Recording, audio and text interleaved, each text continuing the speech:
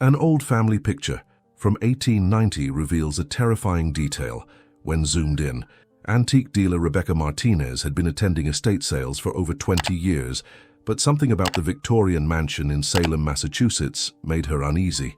The Whitmore estate had been sealed for decades after the last family member died without heirs. As she browsed through dusty rooms filled with period furniture and artifacts, Rebecca found herself drawn to an ornate wooden frame hanging in the dimly lit hallway. The photograph inside was typical of late 19th century family portraits. A stern-looking family of 5 posed rigidly in their Sunday best. The father, a distinguished man with a thick moustache, stood behind his seated wife, while their 3 children, 2 girls and a boy, were arranged around them. The date 1890 was inscribed in fading ink at the bottom of the frame. What caught Rebecca's attention wasn't the family itself, but the exceptional quality of the photograph. Most images from 1890 were grainy and unclear, but this one showed remarkable detail in the clothing, furniture, and even the wallpaper behind the family. She noticed the children's expressions seemed unusually tense for a formal portrait, their eyes wide with what looked like barely concealed fear. Rebecca purchased the photograph along with several other items, intrigued by its unusual clarity and the story it might tell. Little did she know that this seemingly innocent family portrait would soon reveal a secret that had been hidden for over 130 years. Back in her Boston antique shop, Rebecca decided to clean and restore the photograph before putting it up for sale. As she carefully removed it from its frame, she noticed the image was printed on unusually thick photographic paper for the era. Using a high-powered magnifying glass to assess its condition, she began examining the details more closely. The first thing that struck her as odd was the positioning of the family members. While formal Victorian portraits typically showed subjects sitting perfectly still due to long exposure times, this family seemed to be captured in a moment of subtle movement. The mother's hand was slightly blurred as if she had been trembling, and the youngest child's eyes were looking off to the side, rather than at the camera. But it was when Rebecca focused on the background that she noticed something truly disturbing. In the ornate mirror hanging on the wall behind the family, she could see a reflection that didn't match what was in the room. Instead of showing the photographer or the camera equipment, the mirror revealed what appeared to be several shadowy figures standing behind where the photographer should have been. Rebecca adjusted her magnifying glass and looked closer. The figures in the mirror were dressed in dark clothing and appeared to be holding what looked like restraints or ropes. Her hands began to shake as she realized this might not be a willing family portrait at all. She immediately called her friend, Dr. James Harrison, a historian specializing in 19th century photography at Harvard University. Dr. Harrison arrived at Rebecca's shop the next morning, skeptical but curious about her claims. As he examined the photograph under professional-grade equipment, his expression grew increasingly serious. "This photograph is definitely from 1890, he confirmed, but the circumstances surrounding it are highly unusual. The quality suggests it was taken by a professional photographer with access to the best equipment of the era." His examination revealed additional disturbing details. The children's clothing, while expensive, showed signs of being hastily put on. Buttons were misaligned, and the youngest girl's dress was wrinkled as if she had been dressed by someone else. More troubling were the barely visible marks on the father's wrists, which appeared to be rope burns or restraint marks. Dr. Harrison began researching the Whitmore family history. Records showed that Edmund Whitmore was a wealthy textile manufacturer who had built his fortune during the Industrial Revolution. His wife, Catherine, came from an established Boston family. They had 3 children, Margaret, 14, William, 12, and little Emma, 8. The family had lived in the Salem mansion since 1885. What Dr. Harrison discovered next sent chills down his spine. According to newspaper records from October 1890, the entire Whitmore family had vanished without a trace. Their disappearance had been front-page news in Boston papers for weeks. The house had been found unlocked with no signs of struggle, as if the family had simply walked away from their lives. No bodies were ever found, no ransom notes were received, and no witnesses came forward. The case had remained one of Massachusetts' most enduring mysteries. Armed with this new information, Dr. Harrison contacted Detective Sarah Chen, a cold case specialist with the Massachusetts State Police, who had worked on several historical crime investigations. When Sarah saw the photograph and heard the story, she immediately agreed to open an unofficial investigation into the Whitmore disappearance. Sarah's first step was to have the photograph analyzed by forensic experts using modern digital enhancement technology. The results were more disturbing than anyone had anticipated. Computer analysis revealed that the figures in the mirror weren't photographic artifacts or reflections of furniture.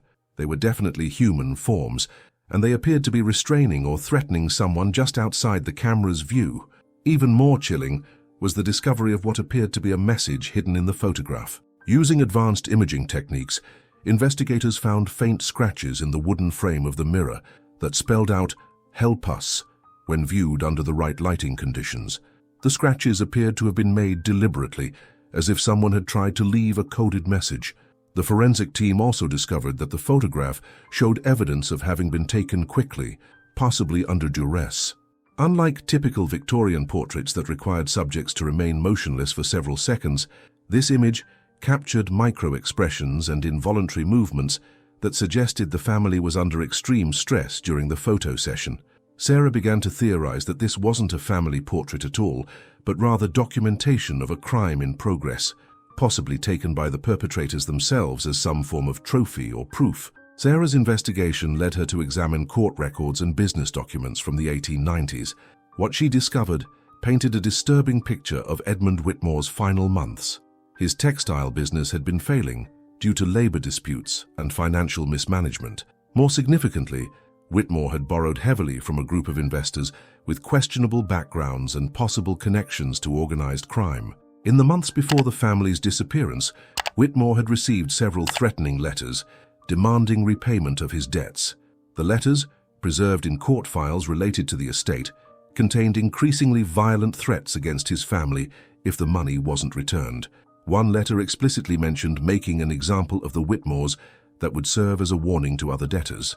Sarah also discovered that a professional photographer named Marcus Crane had been hired to document foreclosure proceedings at various properties around Massachusetts during this period. Crane's work was often used by debt collectors to inventory valuable assets before seizure. More disturbing was the discovery that Crane had disappeared from Boston in late 1890, around the same time as the Whitmore family. The pieces of the puzzle were beginning to form a horrifying picture. The photograph appeared to be documentation of the family being held captive, possibly taken to prove to other debtors that the threats were real. The exceptional quality and professional nature of the photograph supported the theory that it was taken by Marcus Crane under duress, possibly as part of his cooperation with the criminal organization. Sarah's research into Marcus Crane revealed a tragic story of a man caught between his artistic integrity and criminal coercion. Crane had been one of Boston's most respected photographers, known for his technical innovation and artistic vision. However, financial difficulties had forced him to take increasingly questionable assignments to support his family. Court documents revealed that Crane had been arrested several times in 1889 for debt-related offenses and had been known to associate with criminal elements who used his photography skills for intimidation and documentation purposes. Letters found in the Massachusetts Historical Society's archives, written by Crane's wife to her sister, described her husband's growing fear and desperation as he became more deeply involved with dangerous people. The final letter from Mrs. Crane, dated just days before her husband's disappearance, was particularly revealing. Marcus came home last night shaking and pale. He said they've asked him to do something terrible, something that goes against everything he believes in. He's terrified, but he says he has no choice. I fear for our family if he refuses, but I fear for his soul if he complies. This correspondence suggested that Crane had been forced to photograph the Whitmore family during their captivity, possibly as evidence of the creditor's power and willingness to harm debtors' families. The exceptional quality of the photograph took on a sinister meaning. It was meant to be preserved as a warning to others, which explained why it had survived for so long and why it showed such disturbing detail when examined closely. As Sarah delved deeper into the investigation, she uncovered evidence of what appeared to be the Whitmore family's final hours. Property records showed that the Salem mansion had been visited by several unknown individuals in the days leading up to the family's disappearance. Neighbors had reported seeing carriages arriving at odd hours and hearing sounds of distress from the house. A breakthrough came when Sarah discovered a hidden compartment in the mansion's basement during a search with modern equipment. Inside, she found personal belongings that had belonged to the Whitmore children: toys, clothing, and most significantly, a small diary belonging to 14-year-old Margaret Whitmore. The final entries in the diary were written in a shaky, frightened hand. Margaret's diary entries from October 1890 told a horrifying story. Strange men had been visiting the house, threatening her father and demanding money he didn't have. The family had been living in fear for weeks, with the children forbidden to leave the house or speak to neighbors. Margaret wrote about her father's increasing desperation and her mother's constant tears. The final entry, dated the day the photograph was taken, was barely legible. "They came back today with a cameraman. Papa is crying. They made us dress up nice and said we have to smile for a picture. Mama says to be brave." I can hear them talking about what happens next. "I'm scared we won't see another sunrise. If anyone finds this, please remember us as we were, not as they want us to look." This diary entry confirmed Sarah's worst fears about the photograph. It had been taken as documentation of the family's final moments before they were murdered, as an example to other debtors. Sarah's investigation expanded to uncover what appeared to be an organized network of debt collection that operated through intimidation, violence, and murder. The Whitmore case was not isolated. Records showed that several other wealthy families who had defaulted on loans to the same creditors had also disappeared under mysterious circumstances during the 1880s and 1890s. Working with historians and genealogists, Sarah identified at least 6 other families who had vanished after borrowing money from the same network of investors. In each case, the disappearances followed a similar pattern: increasing threats, isolation of the family, and then complete disappearance without a trace. Most disturbing was the discovery that some of these families' former homes had also contained hidden photographs and personal belongings, suggesting a systematic approach to eliminating witnesses. The criminal organization appeared to be led by a group of wealthy businessmen who used legitimate businesses as fronts for loan sharking and extortion.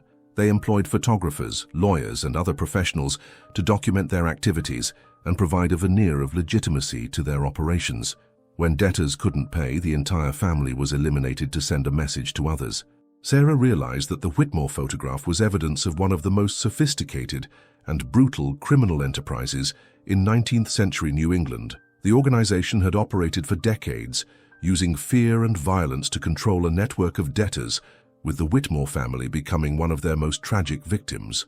The exceptional quality of the photograph now made complete sense. It was meant to be preserved as a permanent record of the organization's power and ruthlessness. Even though the crimes had occurred over 130 years ago, Sarah felt compelled to give the Whitmore family the dignity of having their story told and their fate acknowledged. Working with the district attorney's office, she prepared a comprehensive report documenting the evidence of the family's murder and the criminal organization responsible. The investigation revealed that members of the criminal network had continued operating well into the 20th century, with some of their descendants becoming prominent members of Boston society. While no criminal charges could be filed due to the passage of time, the exposure of their ancestors' crimes created significant scandal and led to several families quietly making substantial donations to victims' rights organizations. Sarah also worked with the Massachusetts Historical Society to ensure that the Whitmore family's story was properly documented and preserved. Margaret's diary was donated to the Society's archives, along with the photograph and all evidence uncovered during the investigation. A memorial service was held for the Whitmore family, attended by distant relatives who had never known the true circumstances of their ancestors' disappearance. The photograph that had started as a curiosity in an antique shop had become crucial evidence in solving one of Massachusetts' oldest cold cases. Rebecca Martinez donated the photograph to the Historical Society, stating that she could never have lived with herself knowing the family's story and keeping it for profit. Dr. Harrison published a comprehensive academic paper about the case, which became required reading in criminology and history courses focused on organized crime in America. The Whitmore case became a landmark example of how modern technology could solve historical crimes and bring closure to families who had suffered for generations without knowing their loved one's fate. The photograph, once a source of curiosity and then horror, became a powerful symbol of the importance of preserving evidence and never giving up on seeking justice. Sarah's investigation had broader implications for historical crime research. The techniques used to analyze the Whitmore photograph were applied to other mysterious disappearances from the era, leading to the solution of several additional cold cases. The Massachusetts State Police established a dedicated cold case unit focused on historical crimes, with Sarah as its director. Rebecca Martinez used her experience with the Whitmore photograph to become an advocate for ethical practices in the antique trade, establishing protocols for handling potentially significant historical artifacts. She worked with law enforcement and historians to ensure that items with possible criminal connections were properly investigated, rather than simply sold as curiosities. The story of the Whitmore family photograph served as a reminder that behind every historical artifact lies a human story, and sometimes those stories demand justice, even across the centuries. The terrifying detail revealed when the 1890 photograph was zoomed in, the evidence of a family's final moments, had finally allowed their voices to be heard and their tragedy to be acknowledged. Margaret Whitmore's final diary entry had asked that the family be remembered as we were, not as they want us to look. Thanks to the courage of those who refused to let their story remain hidden, the Whitmore family was finally remembered, not as victims frozen in a moment of terror, but as a loving family whose lives were cut short by greed and violence, and whose memory deserved to be honored and preserved for future generations.